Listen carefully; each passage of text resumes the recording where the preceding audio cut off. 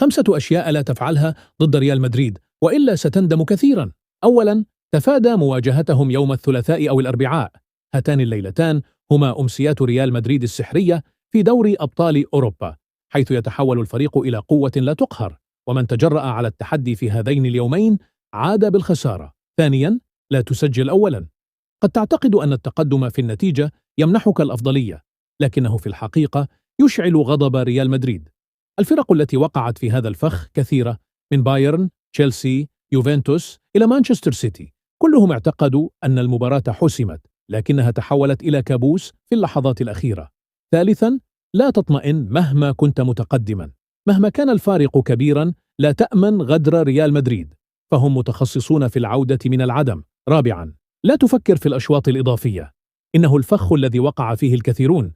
عندما تصل لركلات الترجيح تصبح الأمور أكثر تعقيداً، لأن لاعبي ريال مدريد يتألقون تحت الضغط. خامساً، في النهائيات ريال مدريد يشبه الأسد في ساحة المعركة، لا يرحم أحداً، ونسبة فوزهم تتجاوز 90%، مما يجعل مواجهتهم مغامرة خاسرة في معظم الأحيان.